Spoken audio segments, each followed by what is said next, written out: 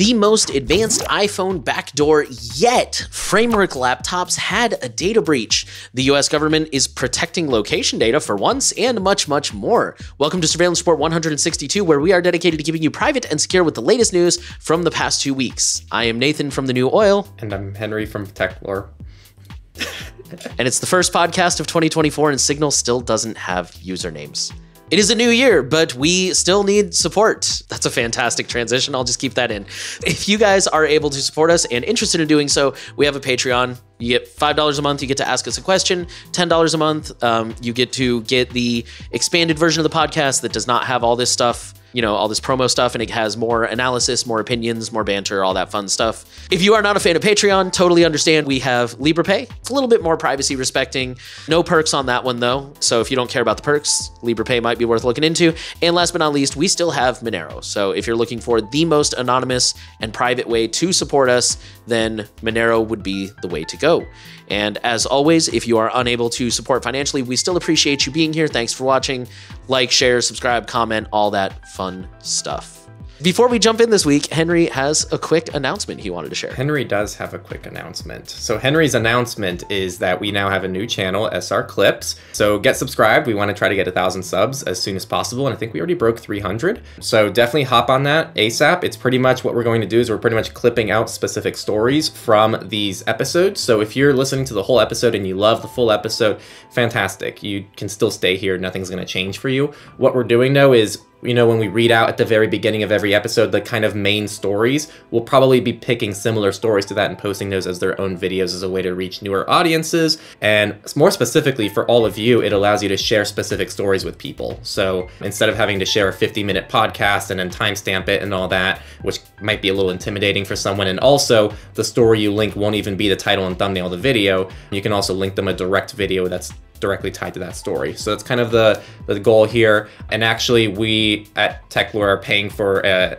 SR Clips editor. So neither of us are doing that. We have a dedicated editor that's working on that. And so any support that you give to either Techlore or especially surveillance support, just give your support to surveillance support. And that's also going to help out that SR Clips channel as well. Get subscribed, and that's all I have. Yeah. Speaking of fantastic segues, our highlight story this week is about a 4-year campaign of backdoored iPhones using possibly the most advanced exploit ever. So we did cover this a couple of, I don't know, like 6 months ago or so. Kaspersky, who is an antivirus company from Russia, they have tons of different iPhones. As an antivirus company, they have tons of different devices running different versions of the software, all kinds of stuff. And they started noticing that some of their phones were behaving a little wonky.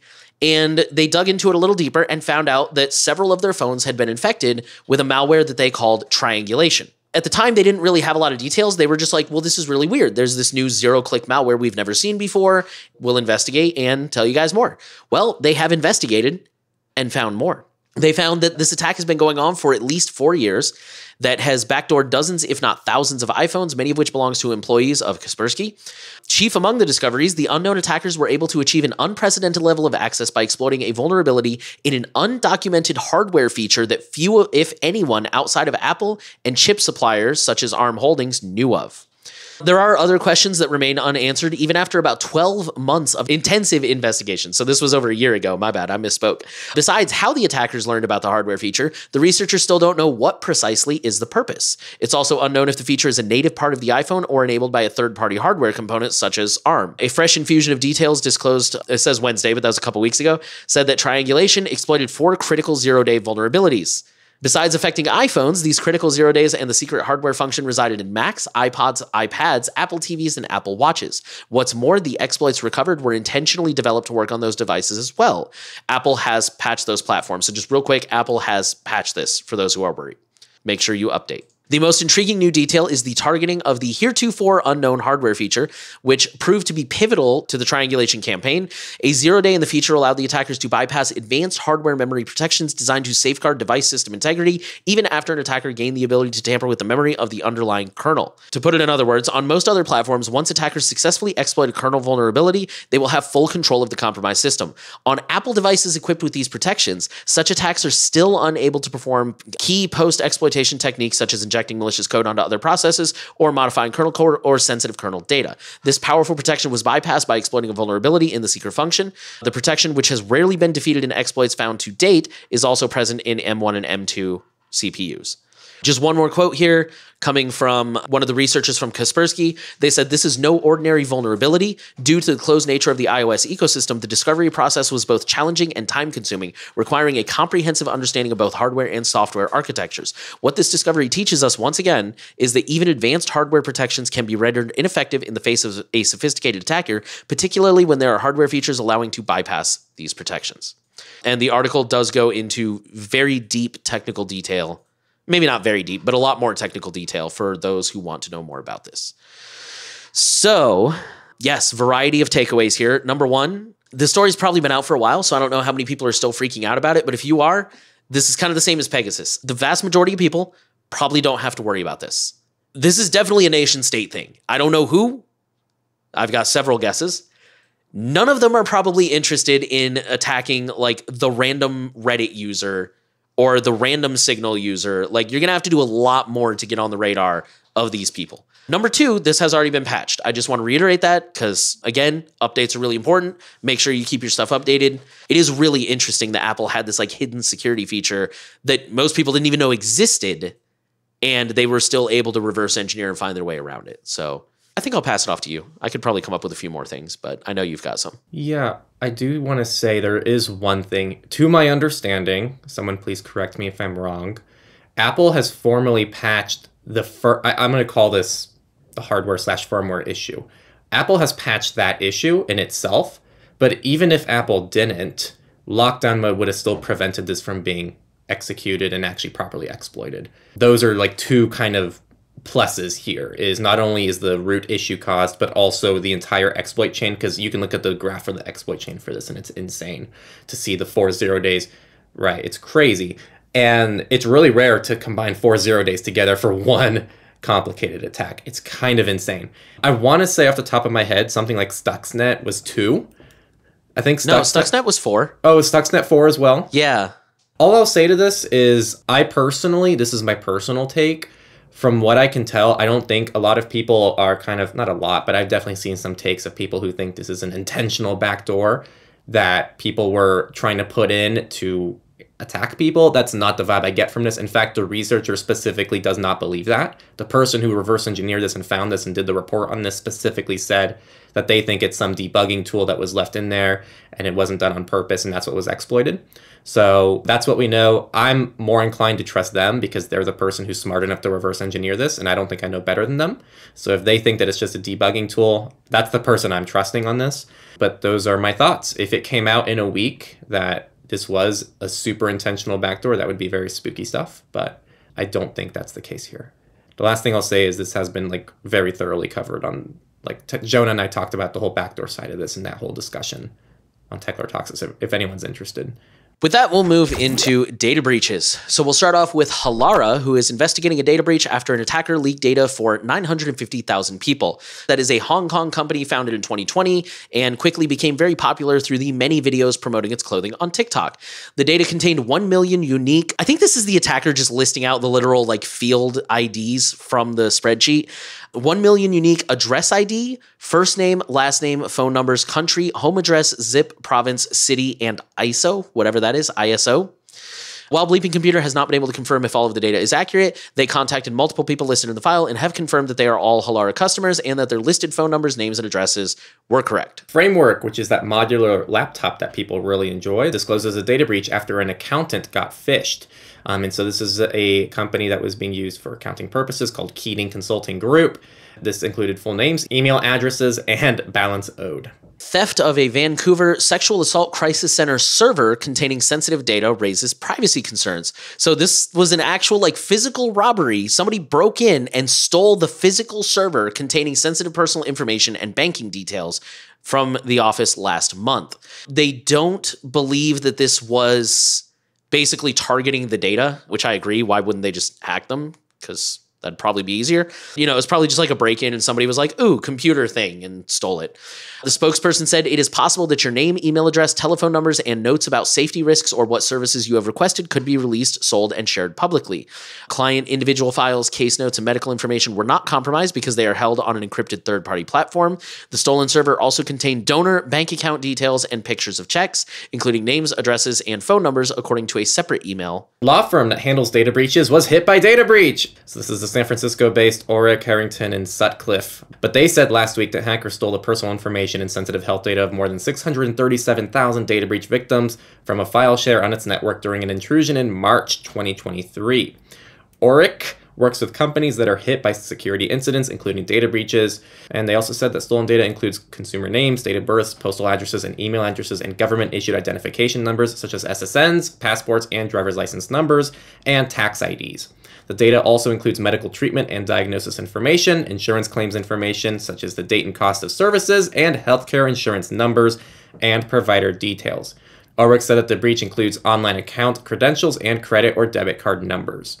Victoria in Australia, court recordings exposed in a reported ransomware attack. So Australia's Court Services Victoria, or CSV, is warning that video recordings of court hearings were exposed after suffering a reported Oilin ransomware attack. Exposed recordings go as far back as November 1st, and the attack was detected on December 21st, for context. Specifically, this impacted the Supreme Court, the County Court, the Magistrates Court, the Children's Court, and the Coroner's Court. The article has details on exactly what types of cases and what dates were affected per court. So if any of that sounds like it might relate to you or someone you know, there are more details in the article. And because the recordings contain a mix of public and confidential information, depending on the case, they may expose sensitive information regarding those cases. Data breach at a healthcare tech firm impacts 4.5 million patients, and this impacted Health EC, which provides a population health management platform that healthcare organizations can use for data integration, analytics, care coordination, patient engagement, compliance, and reporting.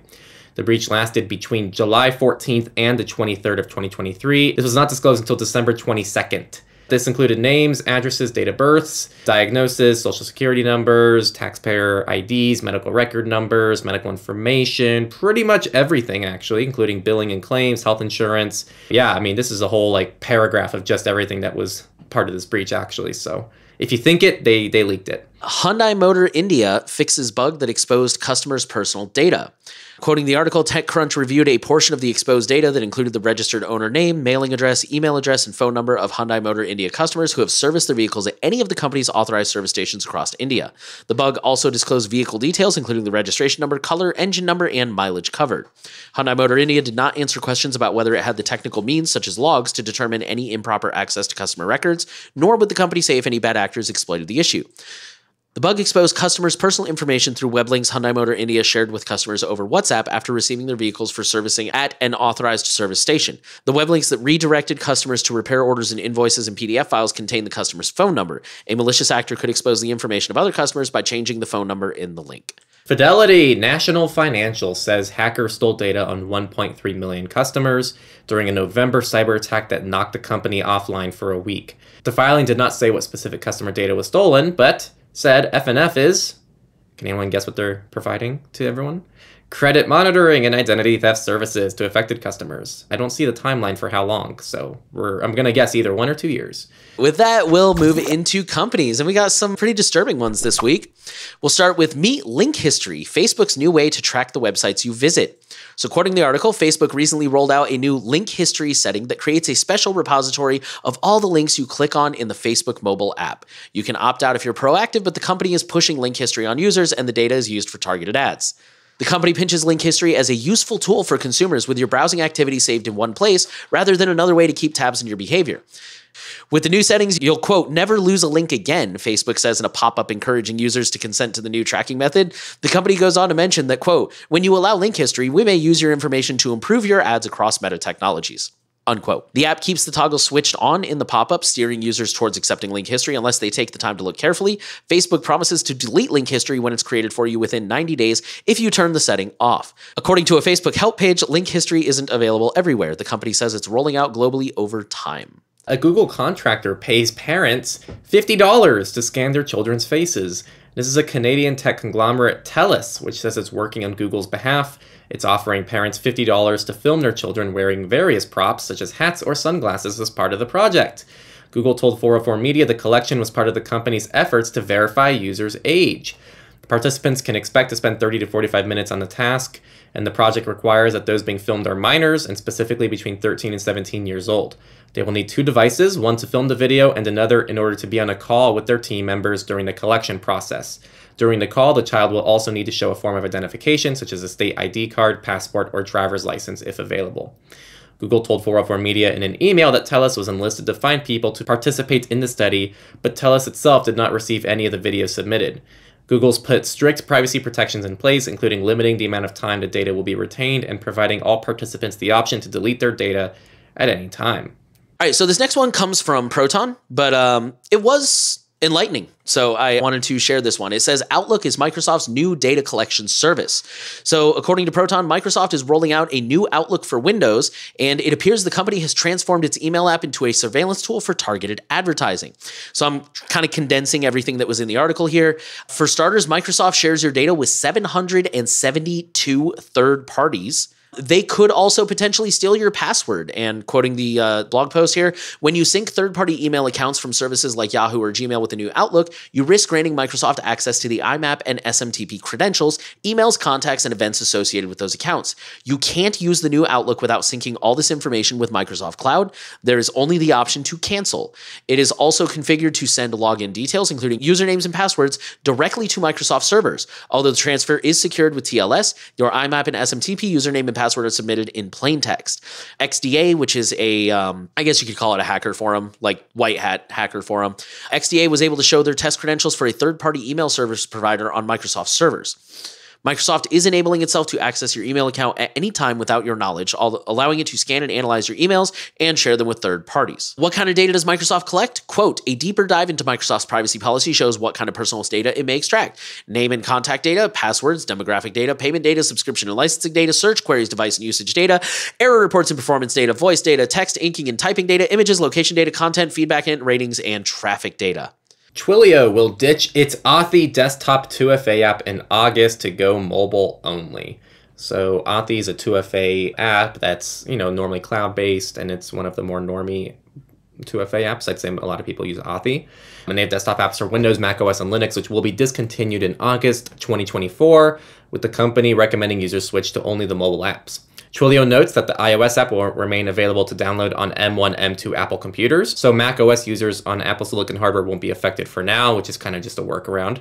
Twilio lists alternative desktop apps for users who can't or prefer not to use mobile devices for 2FA, which does have really good recommendations, including 1Password, KeePass XC, and Authenticator. Step 2, and secrets, it is noted that the Authy app lacks an export feature, so those who switch to another 2FA app will have to first disable Authy from every platform it's used on, and then set up 2FA again on the new app. The next one's pretty quick, but, relevant to our audience. The MySudo browser extension has landed.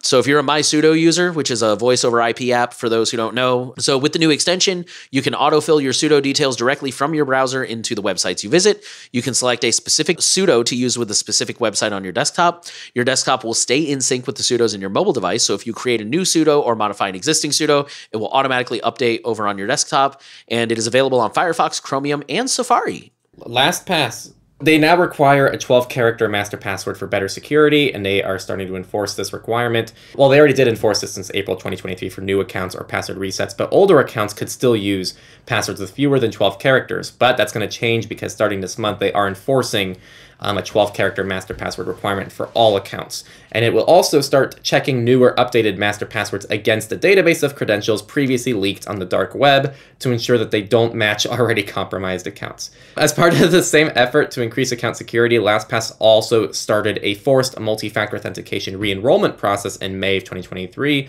which led to many users experiencing significant login issues and getting locked out of their accounts. With that, we will go into the research section. We're going to start off with an interesting one. Kyber/attacks put quantum encryption projects at risk. I'm really condensing the article here. This is Bleeping Computer, and they have a tendency to be very technical. There are multiple implementations of the Kyber key encapsulation mechanism for quantum safe encryption, and they are now vulnerable to a set of flaws collectively referred to as Kyber/, which could allow the recovery of secret keys. Basically, if that went over your head, all you need to know is Kyber is a new supposedly quantum resistant encryption. It's designed to keep your stuff encrypted even in the era of quantum computers. Popular projects using implementations of Kyber are Mullvad VPN and Signal Messenger. The latter, Mullvad, announced last year that it adopted the Crystal's Kyber KEM as an additional layer that attackers must break to compute the keys that protect users' communications. The worst case scenario is the leaking of secret keys, but this doesn't mean that all projects using Kyber are vulnerable to key leaks. The repercussions of Kyber/ depend on the Kyber implementation and can vary depending on the practical use case and additional security measures. So Mullvad has already said that this doesn't affect them, and I do have a link to that blog post. Signal has not commented. On the topic of quantum stuff, 30 years later, a speed boost for quantum factoring. So this is a landmark paper showing how a hypothetical computer that exploited the quirks of quantum physics could break large numbers into their prime factors far faster than any ordinary classical machine. At the time, public key cryptography relied on the assumption that factoring large numbers is so computationally difficult as to be effectively impossible, which is how most of our encryption works. And this assumption still underpins some critical protocols today. Shor's algorithm showed that it would fail spectacularly in a world with powerful quantum computers. In the past 30 years, computer scientists have streamlined his algorithm in preparation for the day that quantum technology matures enough to run it. But a new variant from the New York University computer scientist Oded Rajev is faster in a fundamentally new sense. It's the first to improve the relationship between the size of the number being factored and the number of quantum operations required to factor it. A cryptographer at the Swedish National Communication Security Authority agreed that the paper is interesting but cautioned that beating the state-of-the-art in practice will require further optimization. The original algorithm is already very efficient, so it is not trivial to make major improvements. And also, this is a gross simplification, and the article goes into much further detail, but it's pretty confusing, and we don't want to overwhelm listeners with quite literally quantum math, which many people already struggle with. So if you are someone who's interested in this, definitely take a look down in the description, and I'm sure you'll learn a thing or two about how encryption works and everything about quantum encryption and quantum computers and physics and all that stuff. And our last research story says Linux devices are under attack by a never-before-seen worm. For the past year, previously unknown self-replicating malware has been compromising Linux devices around the world and installing crypto-mining malware that takes unusual steps to conceal its inner workings. The worm is a customized version of Mirai, the botnet malware that infects Linux-based servers, routers, web cameras, and other so-called IoT devices. Instead of targeting weak telnet passwords, the NoahBot, which is this one, targets weak passwords connecting SSH connections. On the surface, NoahBot isn't a very sophisticated campaign. It's quote-unquote just a Mirai variant and an XMR rig crypto miner, and there are a dime a dozen nowadays, according to one Akamai senior security researcher. However, the obfuscations added to the malware and the additions to the original source paint a vastly different picture of the threat actor's capabilities. Again, the article goes into a lot of detail. They talk about how this bot basically encrypts the payload to evade detection, and then also it's programmed in a different language than Mirai was, so it's harder for antivirus software to notice it. They say it's hard to know at the moment if NoahBot remains a botnet of less than 1,000 infected hosts, or if the honeypot has only seen a small fraction of the affected devices. As usual, if we hear anything new about this, we will keep you updated. Politics. Okay, FTC bans X mode from selling phone location data and orders firm to delete collected data. So the first of its kind settlement prohibits X mode, now known as OutLogic, from sharing and selling users' sensitive information to others. The settlement will also require the data broker to delete or destroy all the location data it previously collected, along with any products produced from this data, unless the company obtains consumer consent or ensures the data has been de-identified.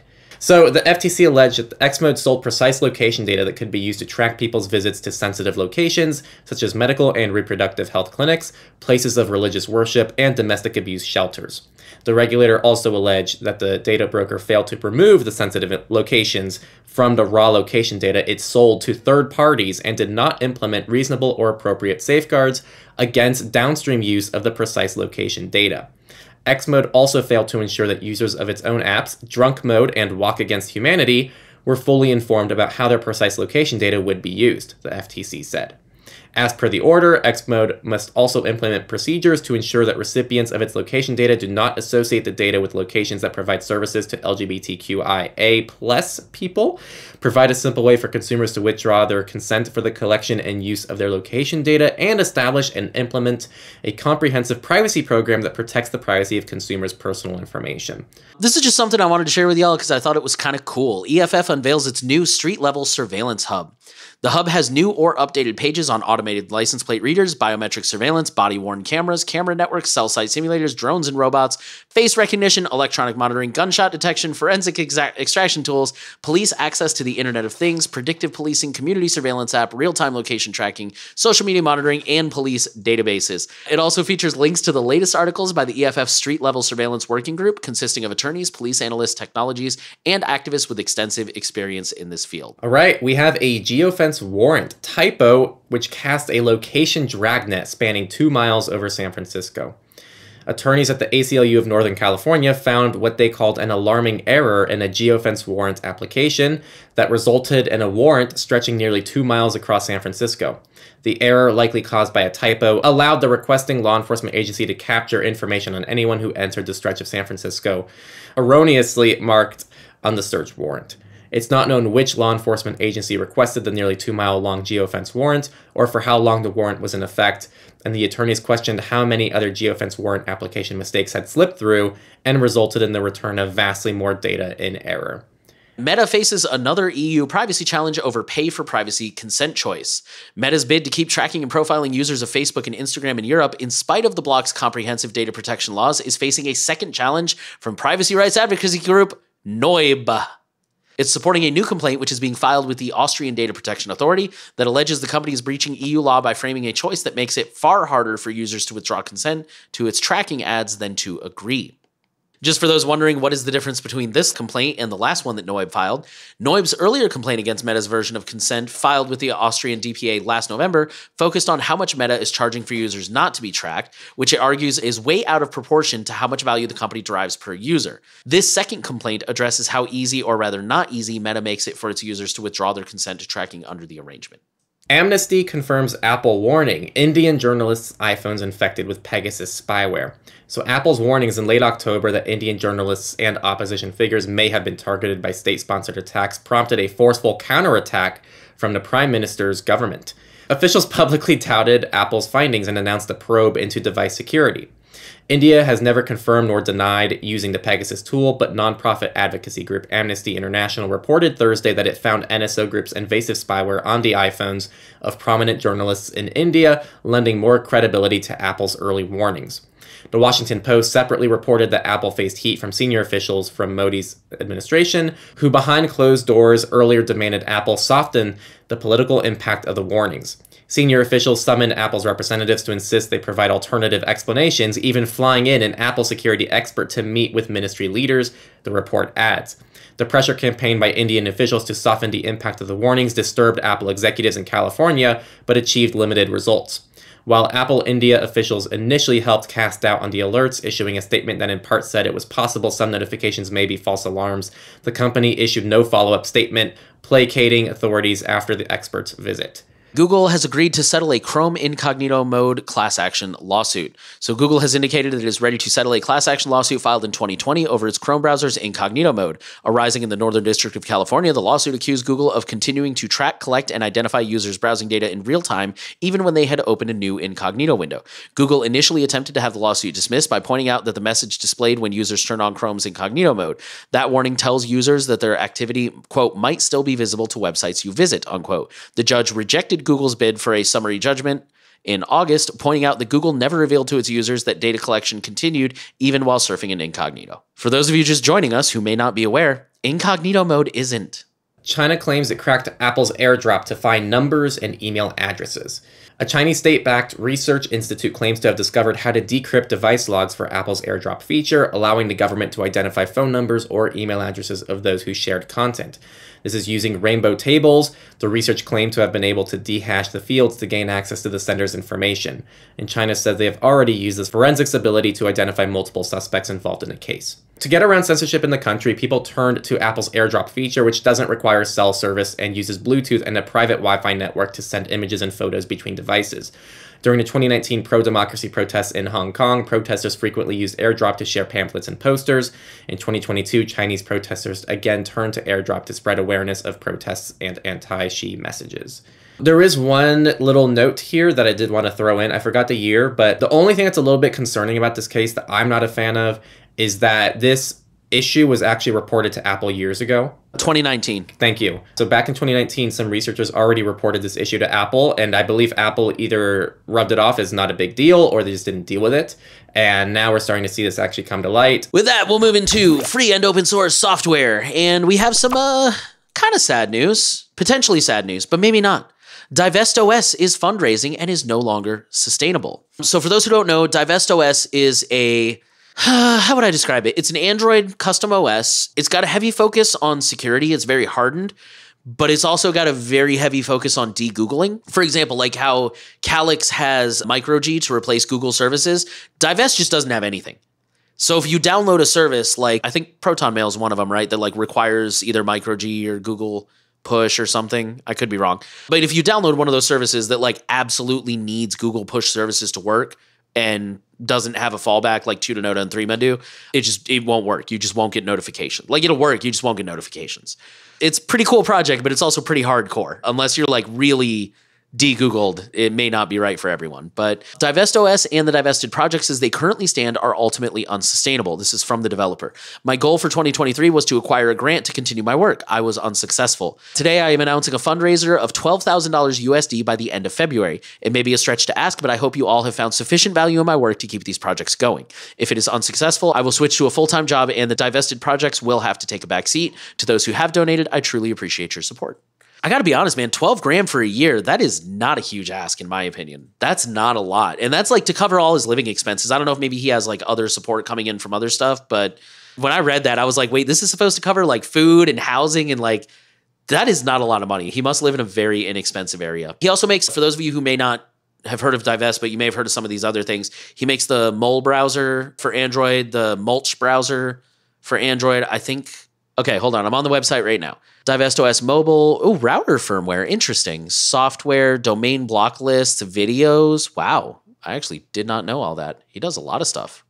Okay, he does CVE checker. That's cool. He also contributes to other projects too. So I think he's contributed to Lineage, Calyx OS, and other Android ROMs as well. So there are some things that he contributes to the community as well. Unofficial hardened malloc package. Interesting.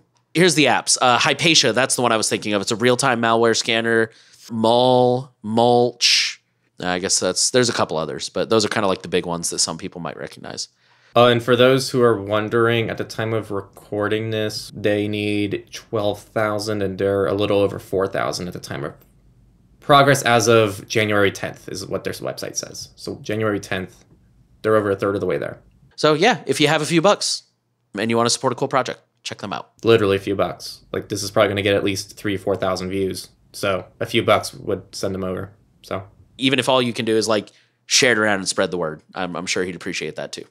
JMP data plans. So the JMP data plan is for customers no longer behind a waiting list. So JMP is a way to essentially get a VoIP number via, I believe it's XMPP. So you can pretty much use any XMPP client to have VoIP. For those not yet familiar with the plan, this is a USA plus Canada plan for now, and also data only, so no phone number, since if you want one of those, you have to use JMP. It works like other prepaid data plans you might be used to, except greatly simplified. Data never expires. There is a nominal annual fee to keep a plan active, and by default, auto refills when it gets low. Data is purchased in blocks of 5 gigabytes and works on most major carriers in the US and Canada. Any JMP customer can now go in their account settings and use a command to buy one or more data plans delivered using either a physical SIM in postal mail or eSIM download.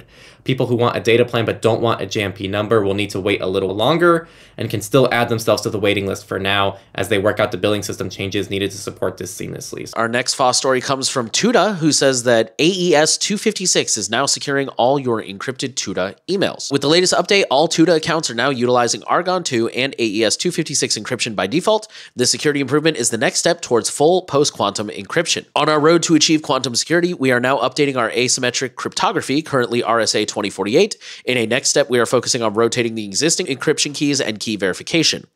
With this current release, we are also rolling out support for a new quantum-safe hybrid encryption protocol that we designed. We will describe this in detail in a future blog post. This protocol is not yet actively used by clients, but we will enable it for new accounts as one of the next steps. Afterwards, we will work on encryption key rotation so that our existing customers can also reach quantum safety.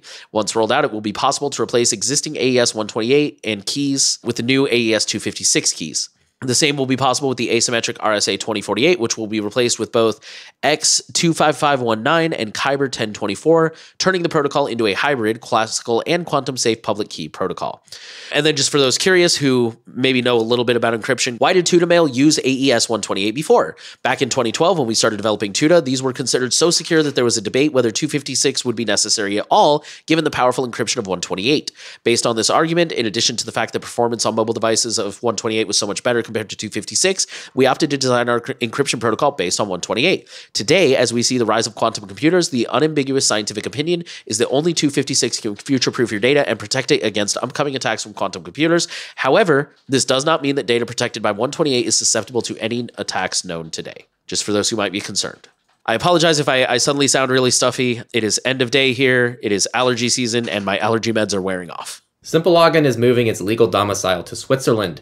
Nothing about the service you receive will change. The app, the payments, everything will remain the same. The only changes are data requests from law enforcement must now go through the Swiss legal system and meet the high thresholds laid out in Swiss law before they can be acted upon.